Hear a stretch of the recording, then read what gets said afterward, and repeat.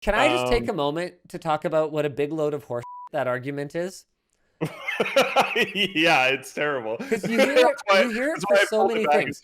You soon as know, I could. we Yeah. shouldn't we shouldn't forgive any student loan debt because, I had to pay it. Like never mind that, your generation's student loans were a fraction of what they are now, not to Not mention even that comparable. you didn't have Yeah. to go nearly as deep into your post-secondary education in order to have meaningful credentials.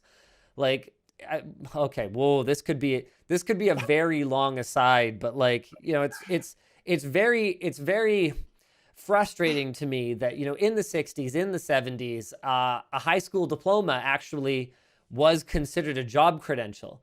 Now it's basically considered uncomfortable toilet paper, and if you don't have a bachelor's degree, don't even bother for a lot of positions.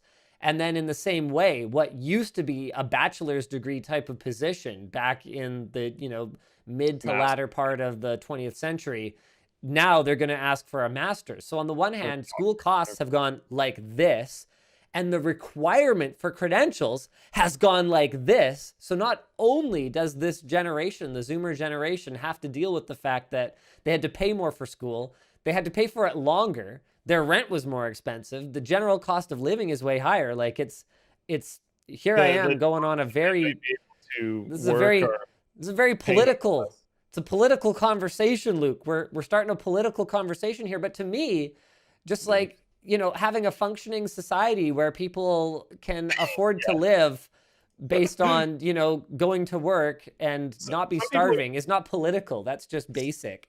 some people are kind of pushing against those aspects. Like some people are trying to make sure that they weigh portfolios and examples of work quite highly during hiring processes and stuff. Sure, I But mean, I we will do, admit, but not everyone yeah, does. no, for sure. And it is harder. Like I understand why someone trying to be lazy wouldn't want to do that because like it's pretty easy to go into someone's resume and be like, "Yep, that's a bachelor from a reputable school. Cool. I mean, Check mark, check except marks." that that person, Or just be because lying about it or whatever. just because the school is reputable doesn't mean that that program wasn't basically an adult True. daycare. Yeah. We've hired people, or not hired, we have interviewed people based on their credentials who ended up being absolute hot garbage that we would Oh yeah. never consider hiring. So Yeah. So I. this is great. McGregor M95 says, I have this conversation with my father once a week. And based on your username, I'm guessing you're a Zoomer, born in 95. Yeah, it sounds about right. Because it's ridiculous. Like I'm sitting here, I tweeted about this a little while ago. It shouldn't be a controversial hot take that I want my kids to be able to afford to live in the city that they grew up in. You know what I mean? Like, Yeah. why is that all of a sudden a radical idea? I just you hear stories about like, oh yeah, when I went to university, I like paid for my whole degree, didn't have student loans when I came out of it, lived in a decently large basement suite by myself, and worked a part-time job like on the weekends to pay for it all. And it's just like, what? What fantasy land did you live in? Yeah, it's I don't called know. the 80s, Luke. Yeah, yeah, yeah. Yeah.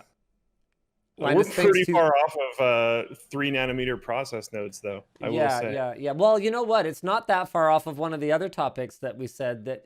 Okay, hold on a second. Hold on a second. No, no, no, no, no, no. That is incorrect. Someone in the Twitch chat's like, it all comes down to overpopulation. No, it doesn't. No, it comes down to, and I'm not singling out any individuals, it comes down to a particular generation of people swooping in like locusts, consuming absolutely everything in their path, and then putting up obstacles and barriers to make sure that nobody else can do the same thing. I mean, in the 60s, in the 70s, zoning, like city zoning, was hardly a thing. So if you needed to, build a bunch of inexpensive housing, you basically just YOLO'd it and housing was affordable. Now, to be clear, a lot of the protections that are put in place to, prevent soil erosion into rivers and to make sure that, forest replanting is more sustainable or like whatever. A lot of that makes sense, but a lot of it doesn't. A lot of the time, you end up with a bunch of NIMBY that prevents making things more affordable because a certain generation has, particularly here in Canada, the vast majority of their wealth tied up in real estate and doesn't want to see it impacted because that's what they banked on. But unfortunately, it is basically a vampiric effect on the next generation, because them holding on to that wealth means that the next generation is basically just throwing all their money away on rent and interest payments. So I'm sorry, this has become, yeah. And like Travona says, there was an article that came out fairly recently that was like, I don't remember if it was millennials or what category it was, but it was like, you might just have to wait for your inheritance to be able to buy a house. And it was like, I had a really, I moved recently, as you know. So I had a very interesting conversation with a mortgage broker recently. Not because we ended up using a mortgage broker, because middlemen never actually are a better deal. They're just really useful for comparison shopping and putting pressure on the actual banks that actually issue the mortgages. So anyway, had a really interesting conversation that basically went, like in this housing boom that's been going on in Canada right now, probably a solid, and it turns out the real numbers, because there's an article that came out recently that had sort of some real numbers, but how they felt anecdotally was about half of the people buying houses at these ludicrous prices. Like Canadian housing has gone up like 23% in the last year, something stupid like that. Bonkers, yeah. And to be clear, Canada ain't overpopulated. All right. Not even close. Let's just cut off that conversation right about now. I actually want to give two quick things to it. Sorry. If you look at a population map of Canada, it's very funny, because essentially the entire population is a very, very thin line against the US border. All the way across Canada. It's just this really thin line. The other one is we still, as far as I know, have less people in all of Canada than just California. So, sorry. It's way less. Yeah, it's way less. So anyway, they were saying about half of the people buying houses at these ridiculous prices were only able to afford the down payments because the previous generation that shall not be named views housing as this infallible sort of investment that basically carried them through their entire lives, because as wages eroded relative to the cost of living, they were able to lean on the equity that was built up in these home investments. Yeah, home is supposed to be a place to live. It's not supposed to be your primary form of investment. That's a whole other conversation. But they believe so strongly in it, and they are leaving this money to the younger generation and then kind of dumping it right back into this, propping up this bubble. It's horrifying, and it's not tech related. No one seems to care so far, but Travonis says, the rich like being rich, Linus. That's why it is the way it is. The funny thing about it, though, is it's not, this particular problem is not necessarily the rich. We're talking about people who are house rich. That doesn't necessarily mean, just because someone's net worth is $1 million does not mean that they actually have $1 million of liquidity. Like when you live in a house that is worth $1 million, if everyone, say for example, were to get old and pass away, within a short span of time, that value has to depreciate unless something kind of weird and crazy happens in order to prop it up. You don't actually have that cash. So you need somewhere to live. So when you sell it, you have to put it right back into somewhere to live.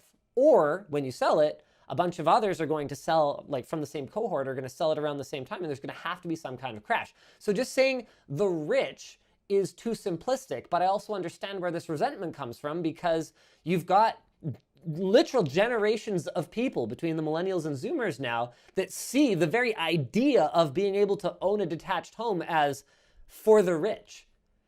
It wasn't even like that long ago. When my wife and I bought our house, it was 11 years ago. Luke, do you know how much we paid for our house? Which I have heard people call a mansion in YouTube comments. Yeah. It's not a mansion. It's about 2,200 square feet. It's not actually that big for a detached home. It has a really nice yard, though, which is because it was built in the 80s, back when you could build houses with a yard and actually make money as a developer. It's a whole other conversation. But we paid 580,000 Canadian dollars. So that's around like 475 US at the current exchange rate. That's not entirely unreasonable. Nowadays, you'd be lucky to get a townhouse, and that would be farther out of the city at half the size for that money. It has only been 11 years. It's not sustainable. It's absolutely disgusting. I am rooting for a housing crash. I can't wait for it. Because like when I say I want my kids to be able to afford to live in this city, I'm speaking figuratively. My kids' parents will be able to help them out. That's the way it is. We've been very lucky. We've worked very hard. We've had a great degree of success. My kids aren't going anywhere unless they want to. But it's not just about that. What about their whole way of living?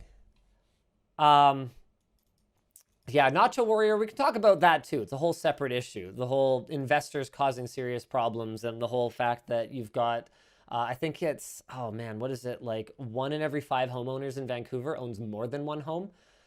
That's pretty problematic. Anyway, Yeah, I'm talking yeah. about like the way of living. What if my kids could afford to stay here, but literally everyone they ever knew in their entire life moved away because they cannot afford to be here? And it makes a ton of sense to move away. One of my best friends in high school lives on the island now because, and get this, he's a doctor. I'm not talking he has a PhD in like, you know, mineral studies or something. Like he is a medical doctor practicing. And he was like, yep, this makes no sense. See you later. Now he's a king of pragmatism. So even though he could afford to live here, he chooses not to because it doesn't make any sense. You know, my sister-in-law no longer lives in the city. That means my kids don't see their cousins. So the effects of the lack of affordability are far-reaching.